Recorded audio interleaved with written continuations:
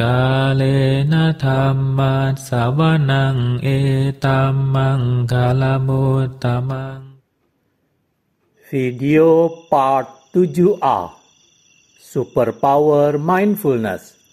Panduan meditasi membangkitkan kesadaran adidaya untuk mencapai kebahagiaan tertinggi. Judul asal Mindfulness, Bliss, and Beyond. Penulis Ajahn Brahm. Penerjemah Chuang. Penyunting Handaka Wijananda. Perancang sampul dan penata letak Agus Prayogo. Dicetak oleh Ehipasiko Foundation. Cetakan ketiga April 2009.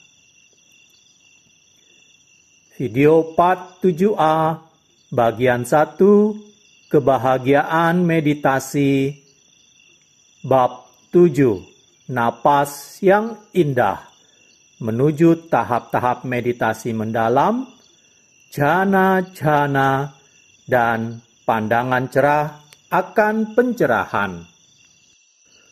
Bab 7 Napas yang Indah. Esensi ajaran Buddha terletak di dalam pencerahan Buddha. Berabad-abad yang lalu di India, biku pengelana bernama Gautama mengenang kembali perjalanan jhana pertama pada masa kecilnya dan menyadari bahwa jhana adalah jalan menuju kesadaran. Majjhima Nikaya 36.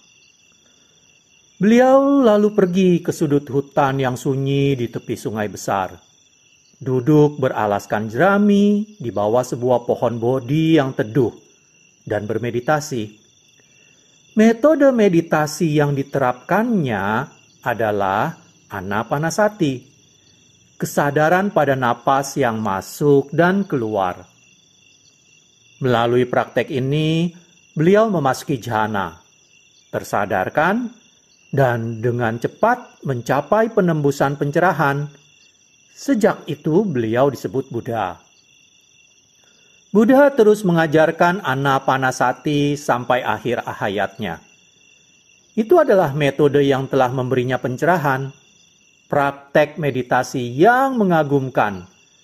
Dan beliau menurunkan metode yang sama kepada semua siswanya, baik yang di wihara maupun yang di kota.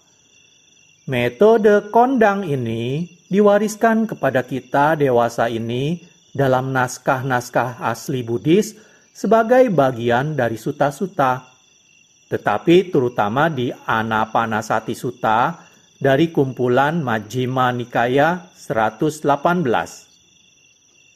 Buddha menjelaskan praktek anapanasati yang terdiri dari persiapan-persiapan pendahuluan yang diikuti oleh 16 langkah. 12 langkah pertama dari langkah-langkah tersebut adalah instruksi-instruksi untuk memasuki jhana. Dan 4 langkah terakhir adalah petunjuk tentang apa yang harus dilakukan ketika Anda tersadarkan. Pendahuluan. Suatu tempat yang sunyi, sebuah alas yang nyaman. Pertama-tama, Buddha bersabda, "Pergilah ke tempat yang sunyi di mana Anda tidak akan diganggu oleh orang, suara-suara, atau sesuatu seperti nyamuk." Beberapa guru menyatakan bahwa Anda dapat bermeditasi di tengah pasar atau di dalam mobil Anda saat lalu lintas ramai. Tetapi meditasi sebatas permukaan semacam itu tidak akan membawa pada pencerahan. Buddha secara konsisten menyarankan Anda untuk mencari sebuah tempat yang sunyi. Orang-orang yang bandel bisa saja ingin bermeditasi di tengah hutan sarang nyamuk atau di tengah perlintasan macan.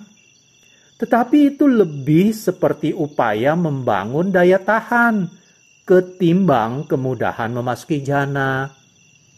Alih-alih, Buddha memuji tempat-tempat yang menyenangkan, seperti kebun buah atau taman, seperti Bodh Gaya, tempat Buddha mencapai pencerahan. Selanjutnya, duduklah di atas alas duduk yang nyaman. Anda boleh duduk di sebuah bantal atau sebuah bangku, atau bahkan di kursi, asalkan tidak terlalu membuai. Kenyamanan yang diperlukan untuk berhasil dalam meditasi pernapasan adalah sebuah tingkatan di mana tubuh Anda dapat merasa nyaman untuk waktu yang lama. Umat Buddha tidak duduk di atas pecahan beling atau ranjang paku. Bahkan, Buddha pun menggunakan alas jerami di bawah pohon Bodhi. Pun, Anda tidak perlu menyilangkan kaki-kaki Anda dalam postur teratai penuh atau menegakkan punggung Anda selurus tiang. Saya tahu berdasarkan pengalaman bahwa Anda bisa berhasil dalam meditasi dengan postur-postur yang paling tidak ortodoks sekalipun. Tujuan dari postur-postur tersebut hanyalah untuk membebaskan Anda dari ketidaknyamanan, sehingga Anda dapat terbebas dari tubuh sesegera mungkin. Keseluruhan dari 16 langkah Anapanasati paling baik dilaksanakan dalam posisi duduk, persis seperti yang Buddha lakukan di bawah pohon Bodhi. Dalam meditasi jalan, perhatian Anda harus terletak pada kaki dan bukannya pada napas. Hal yang sama berlaku juga untuk berdiri. Para meditator yang belum tercerahkan, yang mencoba untuk mengawasi napas sambil berbaring, biasanya akan jatuh tertidur. Jadi, pelajarilah Anapanasati dalam posisi duduk. Menetapkan kesadaran. Sekarang Anda diminta untuk menetapkan kesadaran di depan Anda. Ketika Buddha berkata di depan Anda, beliau tidak bermaksud menyuruh Anda meletakkan perhatian pada ujung hidung Anda, atau pada bibir atas Anda, atau suatu tempat di depan mata Anda. Meletakkan sesuatu di depan berarti menjadikan sesuatu sebagai hal yang penting. Jadi, instruksi awalnya adalah untuk meneguhkan kesadaran dengan memberinya prioritas. Tingkatan pendahuluan dari kesadaran ini diteguhkan dengan mengikuti 2 tahap awal dari metode dasar meditasi dalam bab 1, yaitu melalui praktek kesadaran saat ini dan kesadaran hening saat ini. Dari apa yang telah dikatakan sejauh ini, seharusnya jelas bahwa ketika pikiran Anda berkeliaran ke masa lalu dan masa depan, Anda tidaklah berkesadaran pada apa yang sedang terjadi pada saat ini juga. Juga, kalau Anda berpikir atau bahkan sekedar mencatat dalam hati, maka perhatian Anda ada pada kata-kata, bukan pada pengalaman polos saat ini. Tetapi, bila Anda dengan hening sadar pada apapun yang terjadi saat ini, persis di depan pikiran Anda, maka Anda telah meneguhkan tingkatan kesadaran yang diperlukan untuk memulai Anapanasati. Perlu dikatakan sekali lagi, bahwa terlalu banyak meditator yang terlalu cepat menuju meditasi napas, mengabaikan instruksi pendahuluan untuk meneguhkan kesadaran yang memadai terlebih dahulu, dan mereka terpuruk dalam kesulitan. Entah mereka sama sekali tidak sanggup mempertahankan napas dalam pikiran, atau yang lebih parah lagi, dengan ngotot mereka mencengkram napas dengan penuh tenaga, sehingga mereka malahan berakhir lebih stres ketimbang sebelum mereka memulai meditasi. Meditator jenis terakhir ini mendatangkan reputasi buruk bagi meditasi Buddhis. 16 langkah. Langkah pertama dan kedua. Meskipun Buddha berkata untuk pertama-tama merasakan napas panjang dan kemudian merasakan napas pendek, Anda tidak perlu mengatur pernafasan Anda untuk melaksanakan petunjuk tersebut. Mengatur napas hanya akan menghasilkan ketidaknyamanan. Alih-alih, Anda niatkan saja untuk sekedar mengamati napas untuk mengetahui apakah itu napas panjang atau pendek. Bahkan, meskipun tidak disebutkan di dalam sutta, instruksi tersebut juga dimaksudkan agar kita mengamati napas yang tidak panjang ataupun tidak pendek, tetapi sesuatu yang diantaranya. Alasan instruksi tersebut adalah pada permulaan, Anda mungkin mendapati bahwa sekedar mengamati rasa udara masuk atau keluar dari tubuh Anda itu tidak menarik. Jadi instruksi ini memberikan sesuatu yang lebih untuk Anda lihat. Ini membuat penyadaran napas menjadi lebih menarik. Kadang saya menyarankan para siswa saya bahwa pada tahap ini mereka mesti memperhatikan manakah yang panjang, napas masuk atau napas keluar. Apakah kesenjangan antara napas masuk dan napas keluar berikutnya sepanjang jeda antara napas keluar dan napas masuk berikutnya? Apakah sensasi napas masuk sama dengan sensasi napas keluar? Hal ini berfungsi sama dengan instruksi Buddha untuk merasakan napas panjang dan napas pendek. Hal ini memberikan lebih banyak rincian kepada kesadaran untuk diamati sehingga tidak akan membosankan.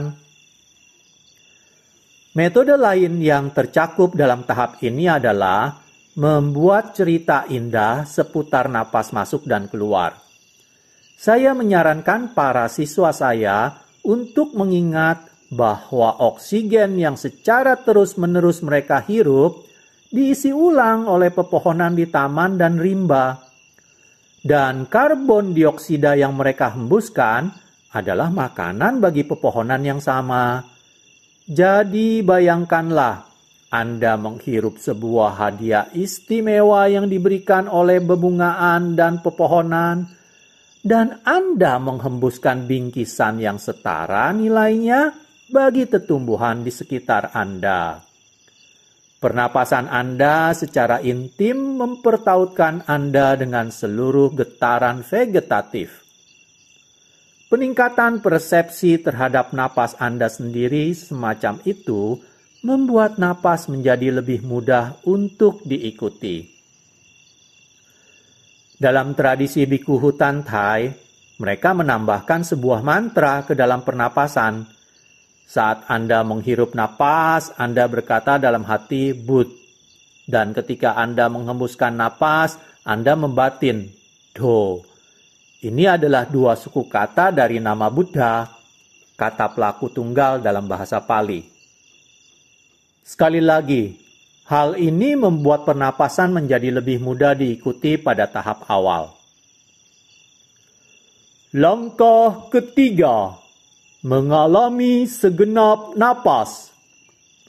Langkah ketiga dalam bahasa Pali disebut Sabakaya Patisangvedi, mengalami segenap proses pernapasan. Sejumlah kecil guru keliru mengartikan istilah Pali kaya sebagai tubuh jasmani, dan sedemikian salahnya menafsirkan bahwa kini Anda diminta untuk mengarahkan perhatian ke seluruh sensasi dalam segenap tubuh jasmani Anda. Ini adalah suatu kekeliruan. Buddha dengan jelas menyatakan dalam Anapanasati Sutta, Majjhima Nikaya 118,24, bahwa beliau menganggap proses pernapasan sebagai suatu tubuh tertentu di antara tubuh-tubuh. Lebih lanjut, arah dari 12 langkah pertama Anapanasati adalah menuju penyederhanaan objek kesadaran, bukan membuatnya semakin rumit. Demikianlah, langkah ketiga ini adalah di mana kesadaran Anda meningkatkan ketangkasannya hingga memadai untuk mengamati setiap sensasi yang terlibat dalam proses pernapasan. Anda menyadari napas masuk sedari sangat dini ketika napas muncul dari keheningan. Anda melihat sensasi napas masuk berkembang dalam setiap momen, mencapai puncaknya, dan kemudian secara berangsur memudar sampai sepenuhnya reda. Anda memiliki tingkat kejernihan sedemikian rupa, sehingga Anda bahkan mampu melihat suatu ruang jeda antara napas masuk dan napas keluar berikutnya. Pikiran Anda memiliki daya perhatian seekor kucing yang sedang menunggu seekor tikus. Tak kala Anda menunggu mulainya napas keluar berikutnya. Kemudian Anda mengamati pemunculan pertama napas keluar. Anda menyadari sensasinya berkembang, perubahannya dalam setiap momen, sampai napas itu pun mencapai puncaknya dan lantas memasuki pemudarannya. Sebelum mengabur ke dalam ketiadaan kembali, lalu Anda mengamati jeda, ruang antara napas keluar dan napas masuk berikutnya. Ketika proses tersebut berulang, napas demi napas, Anda telah memenuhi langkah ketiga, mengalami segenap napas. Dalam sebuah naskah klasik India, Mahabharata, ada sebuah kisah ilustratif tentang seorang guru dan 3 muridnya yang saya adaptasi sebagai penjelasan untuk langkah ketiga Anapanasati ini. Sang guru sedang melatih murid-muridnya bermeditasi menggunakan seni memanah sebagai sarananya. Setelah sekian lama mengajar para muridnya, dia memberikan sebuah ujian kepada mereka untuk menyingkap kemampuan mereka. Dia mengambil seekor burung. Bukan burung betulan, tetapi hanya boneka burung. Dan dengan cermat menggantungkannya di dahan pohon yang jauh dari para muridnya. Akan diperlukan keahlian tingkat tinggi untuk membidik burung-burungan itu dengan panah dari jarak sejauh itu.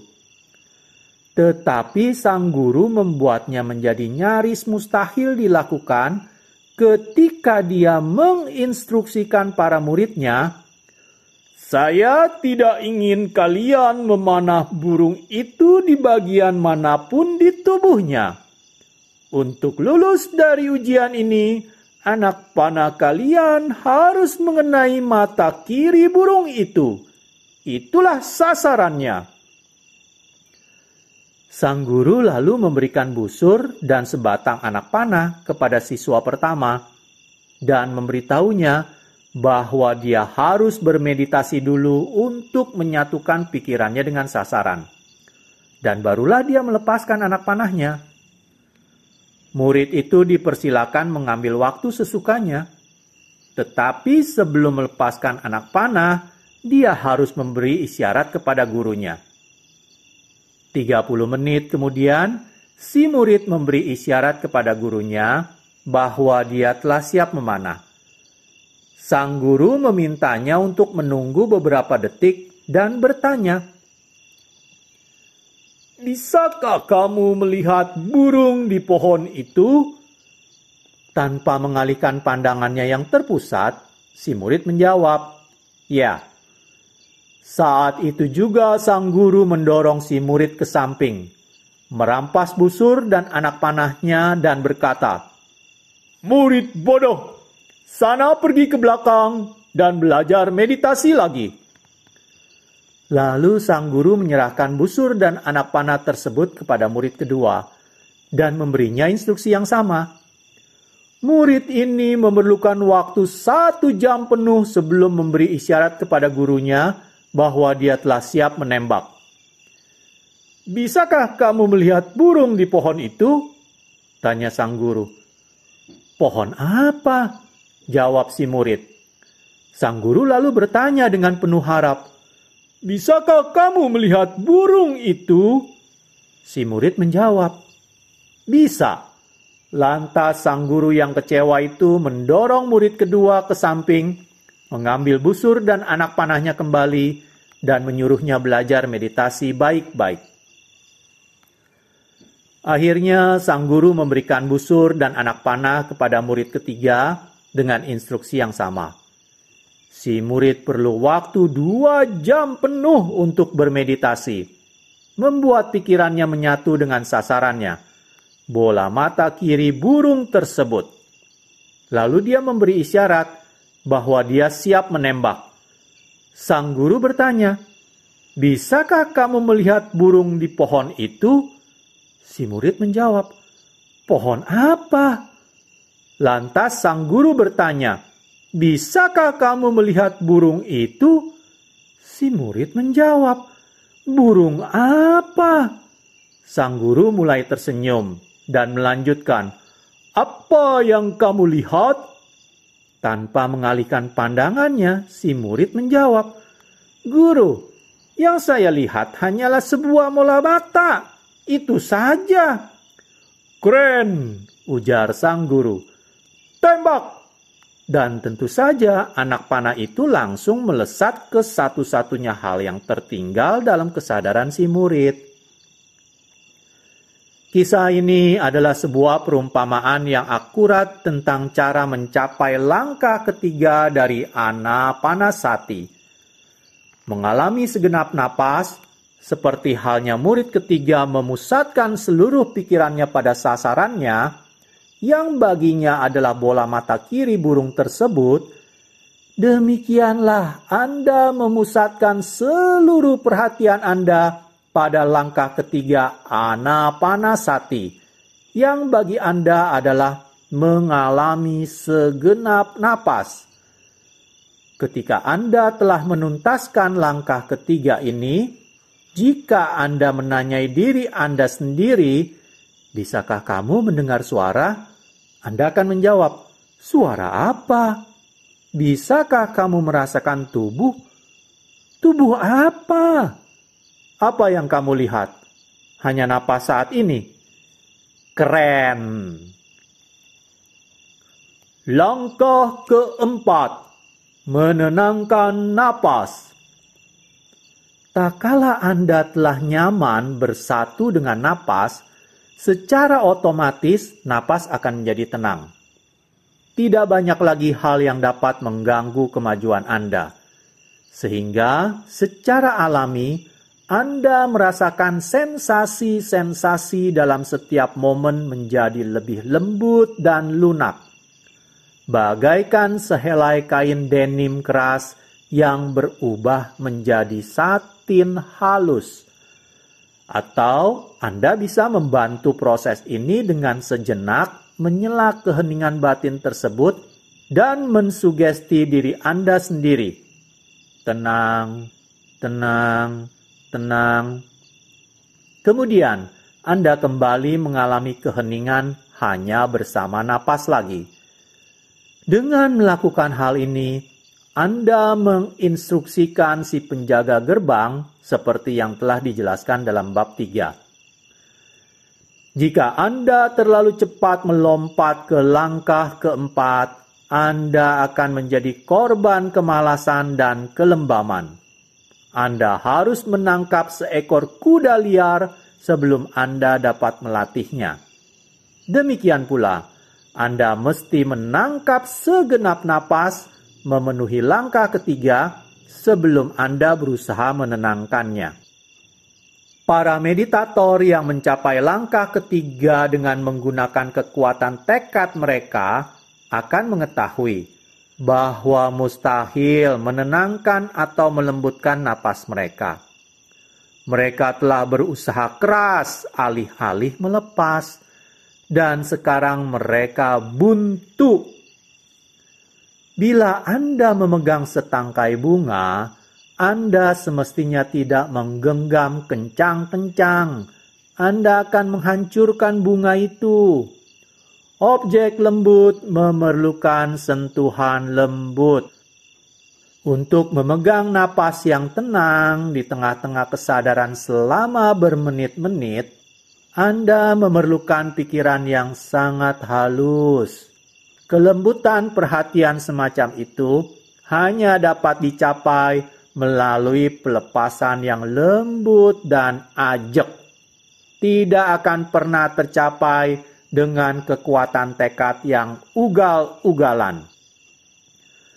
Ketika seorang tukang kayu mulai menggergaji sebilah kayu, dia dapat melihat keseluruhan gergaji, mulai dari pegangannya sampai ke ujung pisau gergaji itu.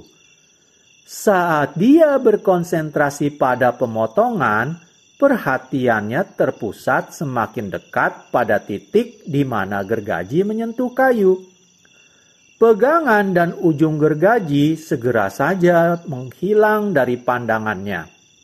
Sejenak kemudian, yang dia lihat hanyalah satu gigi gergaji yang sedang bersentuhan dengan kayu.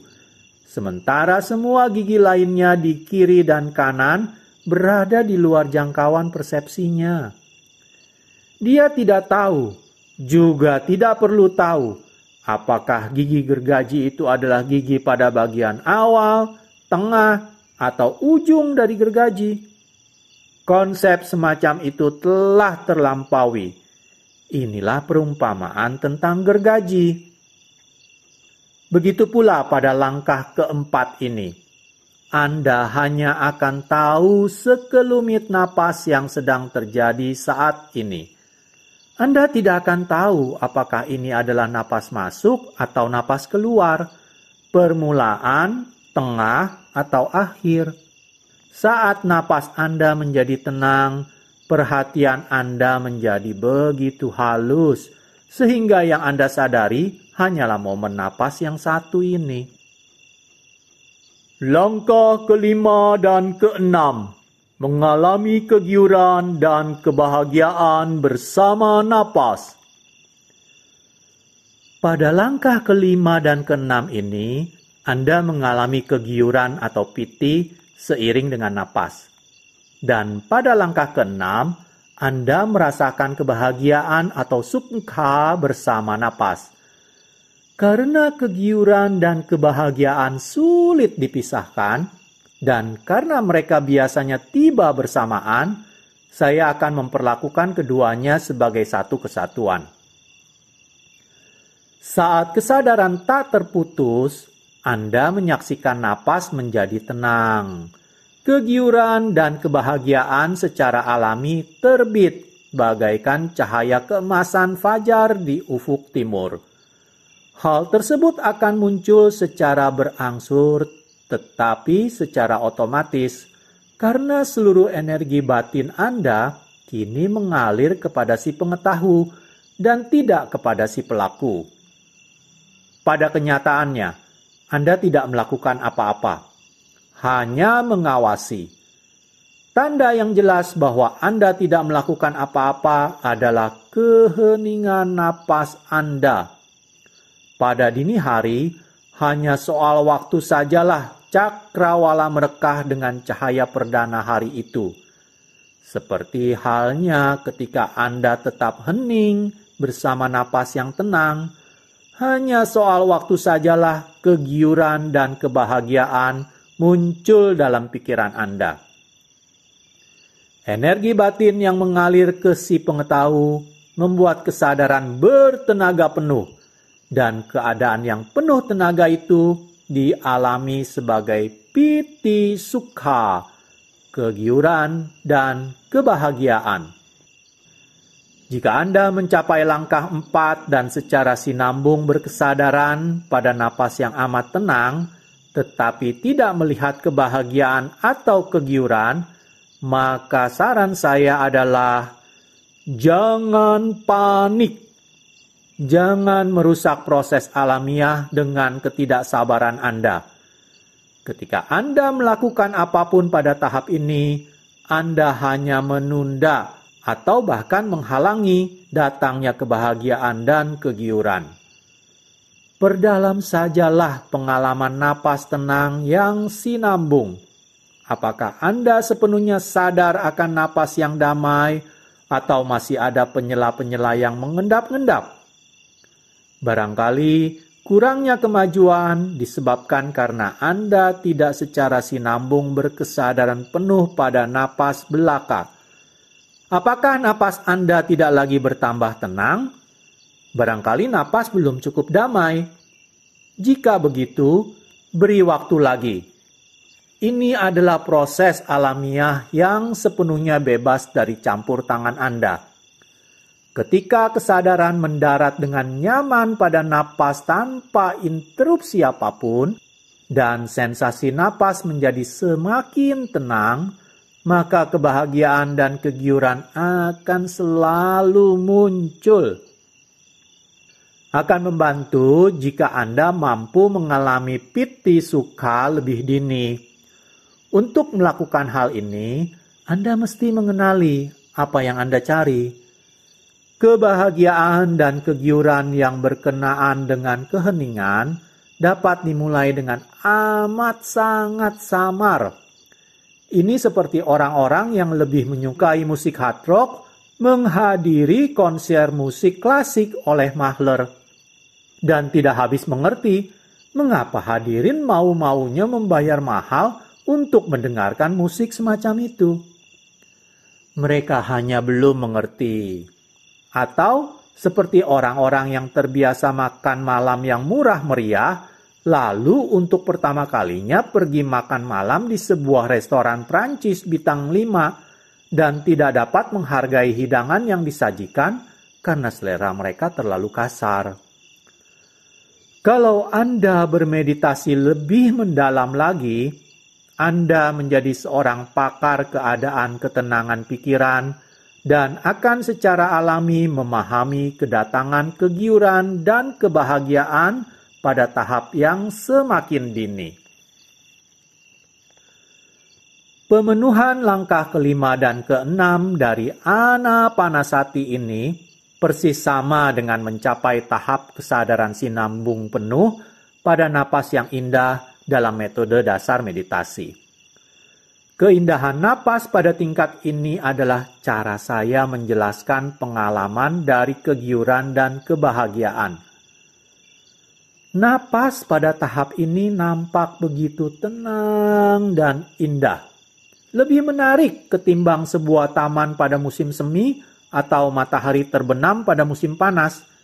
Dan Anda pun bertanya-tanya apakah masih ingin mencari hal-hal lainnya. Langkah ketujuh, mengalami napas sebagai sebuah objek pikiran. Saat napas menjadi jauh lebih indah, saat kegiuran dan kebahagiaan tumbuh cukup kuat, napas Anda mungkin tampak lenyap total. Pada bab 2, saya menggambarkan hal ini sebagai napas yang turun dari napas yang indah dan meninggalkan keindahan semata. Saya juga memberikan perumpamaan seringai kucing Cheshire yang secara berangsur menghilang dan hanya meninggalkan seringainya untuk melukiskan kejadian itu. Hal ini dengan tepat menerangkan bagian dari langkah 5 dan 6, mengalami kegiuran dan kebahagiaan bersama napas, sampai langkah 7, di mana napas disadari hanya sebagai sebuah objek pikiran.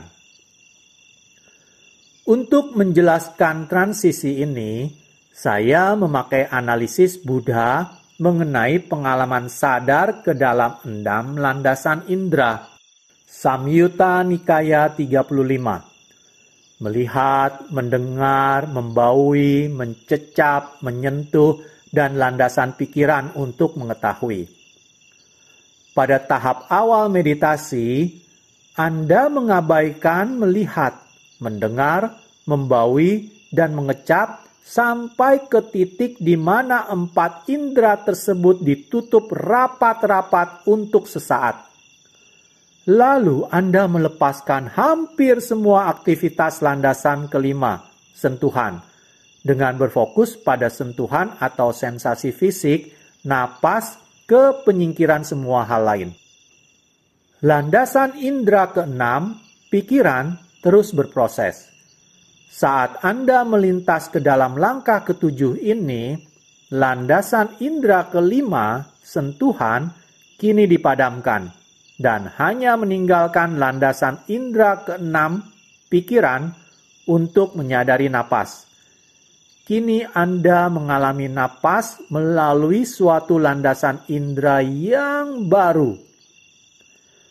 Bayangkanlah seorang kawan lama, rambutnya berantakan dan berjenggot, yang biasanya pergi kemana-mana dengan pakaian usang. Lalu dia ditahbiskan menjadi seorang biku. Ketika Anda pertama kali melihatnya di wihara, mungkin Anda tidak dapat mengenali dia yang sekarang berkepala gundul dan berjubah. Tetapi bagaimanapun juga, dia adalah kawan lama Anda. Dia tampak beda dalam penampilannya yang baru. Itu saja. Demikian pula, kawan lama Anda, si napas, yang biasanya kesana kemari mengenakan sensasi-sensasi sentuhan dan dikenali terutama melalui landasan indera kelima. Pada langkah ketujuh dari Anapanasati, napas Anda telah pergi melampaui dunia landasan panca indera, terutama landasan indera kelima. Dan kini hanya dikenali melalui landasan indera keenam sebagai suatu objek pikiran. Inilah sebabnya Buddha menyebut langkah ini sebagai mengalami cinta sangkhara, objek pikiran. Jadi, jika napas Anda agaknya menghilang pada langkah ini, tenanglah, karena ini memang harus terjadi. Dan jangan mengganggu proses tersebut dengan mencari-cari kesana kemari persepsi napas yang sebelumnya. Alih-alih, tak kala napas seperti menghilang, tanyakan diri Anda, apa yang masih tersisa? Jika Anda telah mengikuti instruksi dengan cermat, napas hanya seakan lenyap setelah kebahagiaan dan kegiuran dimapankan. Dan dengan begitu, yang tersisa adalah kebahagiaan dan kegiuran. Kesadaran Anda harus diperhalus dan tetap mengenali objek halus ini terlebih dahulu. Namun, dengan pembiasaan yang berasal dari pengalaman panjang, kebijaksanaan akan menghampiri Anda bahwa kebahagiaan dan kegiuran yang halus ini adalah si napas, kawan lama Anda, yang kini dialami sebagai suatu objek pikiran. Jika Anda tidak mampu tetap tinggal bersama objek pikiran ini, hal ini karena adanya ketidakcukupan kebahagiaan dan kegiuran bersama napas pada langkah 5 dan 6. Anda mesti berlatih mengembangkan napas yang sangat indah dengan setumpuk kegiuran dan kebahagiaan sebelum Anda membiarkan landasan indera kelima padam. Maka Anda akan memiliki suatu objek pikiran yang lebih kuat untuk diawasi. Bagaimanapun, dengan banyak berlatih, Anda akan tahu apa yang Anda cari dalam langkah ketujuh. Kesadaran akan menjadi lebih cekatan dalam memegang tingkat halus kebahagiaan dan kegiuran. Dan Anda akan mampu melepas landasan indera kelima secara lebih dini. Dan tetap mampu memegang objek batin yang lebih halus. Demikianlah saya akhiri dulu video part 7a Pada video part 7b, kita akan lanjutkan lewat langkah ke-8 sampai akhir. Terima kasih. Kalena dhamma savanang etammang kalamuttamaং